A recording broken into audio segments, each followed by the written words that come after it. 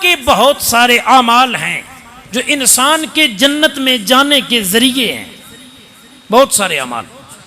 मसलन अल्लाह पाक ने जन्नत का एक दरवाज़ा बनाया है, मिशकात की हदीस है, जिस दरवाजे का नाम है बाबुस्सलात। दुनिया में जो नमाजें ज़्यादा पढ़ते होंगे उन्हें बाबुस्सलात से जन्नत में दाखिल किया जाएगा। जन्नत का एक दरवाज़ा है जिसका नाम है बाबुस्सदका, सदके वाला दरवाज़ा। जिसने दुनिया में ज़्यादा सदके किए, खैरातें की, अल्लाह पाक महशर के दिन उसे जन्नत के दरवाजे बाबुस्सदका से जन्नत में दाखिल करवाएगा। एक दरवाजा बाबुर रैयान, वो बंदे जिन्होंने दुनिया में मुसलमानों ने रोजे ज्यादा रखे, अल्लाह पाक महशर के दिन बाबुर रैयान दरवाजे से गुजरवा के उन्हें जन्नत में दाखिल करवाएगा। ये अमाल हैं जन्नत में जाने वाले। उनमें से एक अमल वालिदैन के साथ बतौर खास जुड़ा हुआ है कि आपके और मेरे करीम आका सल्लल्लाहु अलैहि वसल्लम ने फरमाया वालदा के मुतल्लिक, अल जन्नतु तख्ता अक़दामिल उम्महात औ कमा क़ाल अलैहिस्सलाम, फरमा जन्नत माँ के कदमों के नीचे है। और वालिद के मुतल्लिक फरमाया, हज़रत अबू दरदा रज़ियल्लाहु अन्हु कहते हैं, तिरमिज़ी में हदीस है, मिशकात में है कि आका ने फरमाया तुम्हारा बाप जन्नत का दरमियानी दरवाज़ा है, तुम चाहो तो इसे तोड़ दो, चाहो तो इसकी हिफाजत करो। दोनों ऑप्शन हुजूर ने दे दिए हैं। मेरे मिल्लत के नौजवान बिलखुसूस तवज्जो फरमाएं, ये फितने का दौर है। हम कहते हैं हम बहुत पढ़े लिखे हैं जी, वालिदैन तो अब बूढ़े हो गए हैं, इनकी ज़िंदगी देहातों में गुजरी, हम तो अब शहरों में ज़िंदगी गुजार रहे हैं। लेकिन नबियों के ताजदार आपको और मुझे सबक क्या दे रहे हैं कि जन्नत का दरमियानी दरवाज़ा तेरा वालिद है। अगर तुमने इसकी हिफाजत कर ली ना, गोया समझो अपने आप के लिए जन्नत पक्की कर रहे हो।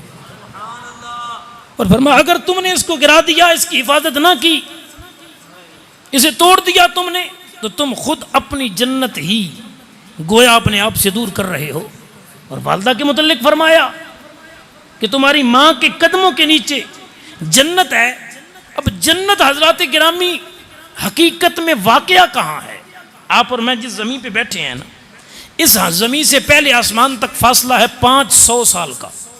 फिर पहले आसमान की मोटाई 500 साल की, फिर पहले से दूसरे का फासला 500 साल का, फिर दूसरे आसमान की मोटाई 500 साल की, फिर दूसरे से तीसरे का फासला 500 साल का। 7 आसमान हैं, हर आसमान से दूसरे का फासला 500 साल, फिर हर आसमान की मोटाई 500 साल। तो इस जमीन से 7वें आसमान की छत तक फासला है 7000 साल का।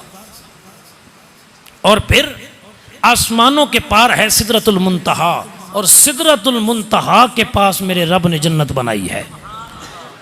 इंद सिदरतुल मुंतहा इंदहा जन्नतुल मअवा, कुरान हकीम के लफ्ज़ हैं। सिदरतुल मुंतहा के पास जन्नत है। और आपकी और मेरी माएँ ये तो मुआशरे के अंदर ज़मीन पर चल रही होती हैं, और फरमाया माँ के कदमों के तले जन्नत है। और जन्नत मैंने आपको बता दी कि आसमानों के पार सिदरतुल मुंतहा के पास है, जो इतनी दूर है। उसको अगर लाया जाता और जहां जमीन पे रखा जाता तो जमीन के ऊपर जन्नत आ ही नहीं सकती, क्योंकि रब ने दुनिया छोटी बनाई है, जन्नत इससे बड़ी बनाई है। कुरान फरमाता है वजन्नतिन अर्दुहस समावातु वल अर्द, जमीन व आसमान की दोनों तहों को, यानी 7 तहें जो जमीन की हैं और 7 आसमान, इनको मिलाया जाए ना तो जन्नत की चौड़ाई बनती है। लंबाई तो मेरा रब जाने कितनी है। अब इतनी बड़ी जन्नत जमीन के ऊपर अगर ला के रखी जाती तो जमीन तो थोड़ी है, जन्नत इससे बहुत बड़ी है, इसलिए इसे आसमानों के ऊपर रखा गया। अब ये जो आका ने फरमाया कि माँ के कदमों तले जन्नत है, इसका मतलब क्या है? हदीस हर रोज सुनते हैं, हर बच्चे को याद है। समझिए, जन्नत वहां से चल के पहला, दूसरा, तीसरा, चौथा, 5वां, छठा, 7वां आसमान क्रॉस करके, सूरज चांद को क्रॉस करके जमीन के ऊपर कोई नहीं आती, माँ के कदमों के नीचे चिमट कोई नहीं जाती कि जिधर तेरी मेरी वालदा जाए जन्नत उसके कदम के साथ लिपट के साथ जाती है। ऐसा मसला नहीं है। मसला ये है कि जन्नत है तो वहीं, लेकिन अगर तू हकदार बनना चाहता है तुझे वहां जाने की अभी जरूरत नहीं, माँ के कदमों में रह के खिदमत यहां कर देना, मेरा मालिक वहां वाली जन्नत का तुझे मालिक और हकदार बना देगा। नारे तकबीर, नारे रिसालत, नारे खिलाफत, नारे हैदरी, सरकार की आमद, सरकार की आमद, मक्की की आमद, मदनी की आमद। हुजूर से पूछा गया आका अमाल में से सबसे अफजल अमल कौन सा है?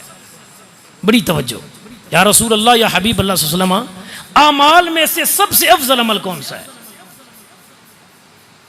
पता तो होना चाहिए ना कि वो अमाल जो अल्लाह को पसंदीदा हैं उनमें से अफजल कौन सा है? हुजूर ने फरमाया वक़्त पर नमाज पढ़ना।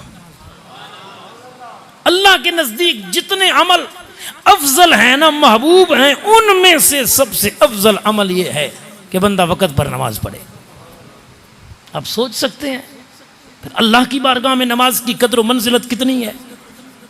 हम कहते हैं हज़रत जी क्या करें, दुकानदारी भी है, कारोबार भी है, मेहनत मजदूरी भी है, नहीं कमाएंगे तो खाएंगे किधर, ड्यूटी नहीं करेंगे तो खाएंगे किधर। जरा अजान के जुमलों पे गौर कीजिए, मैं दोहरा रहा हूँ, सुनते तो आप रोज़ाना हैं। अजान के जुमले हैं हय्या अलस सलाह, इसके बाद के जुमले हैं हय्या अलल फलाह। हय्या अलस सलाह का माना आओ नमाज की तरफ, और हय्या अलल फलाह का माना आओ कामयाबी की तरफ।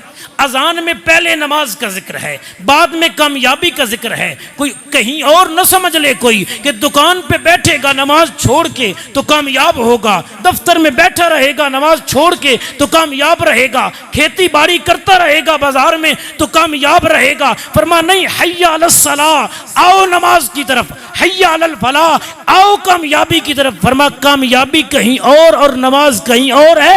ऐसा है ही नहीं, जहां रब ने नमाज रखी है वहीं तेरे लिए साथ कामयाबी भी रखी है। नमाज को और कामयाबी को जोड़ा गया शरीयत में। इसलिए कोई समझे कि मैं नमाज के बगैर कामयाब हो जाऊंगा, एक गलत फहमी है उसकी। दुनिया की चंद रोज़ा जिंदगी है, इसमें तो हो सकता है ज्यादा जायदाद इकट्ठा कर ले, ज्यादा ऊपर वाली सीट पे पहुंच जाए, लेकिन असल कामयाबी तो आखिरत की है ना। और जिस तरह ग्रामी कदर हजरात नमाज से कामयाबी मिलती है, इसी तरह नमाज छोड़ने से कामयाबी इंसान से दूर भी हो जाती है। ये हदीस भी सुने, मुस्लिम शरीफ में है। करीम आका ने फरमाया जिसकी नमाज छूट गई यानी कज़ा हो गई, फरमाया उसकी औलाद भी हलाक हो जाएगी, उसका माल भी हलाक हो जाएगा। ये मुस्लिम के लफ्ज़ है। यानी औलाद और माल इन दोनों का ताल्लुक भी नमाज से है कि नमाज के साथ तेरी औलाद की कामयाबी भी जुड़ी है, तेरे रिज़्क़ की कामयाबी भी जुड़ी है, दोनों की कामयाबियां जुड़ी हैं। अल्लाह अकबर कबीरा। करीम आका सल्लल्लाहु अलैहि वसल्लम जलवा फरमाते एक बंदा आया, नौजवान था, उसने कहा आका, अबू दाऊद इब्न माजा के लफ्ज़ हैं, मैं अपने वालिद साहब को खर्चा देता हूँ खाने के पीने के मामलात जो हैं, लेकिन आका मेरा अपना कुंबा है, ख़ानदान है, जो मेरे पास ज़ाती माल है ना अपना,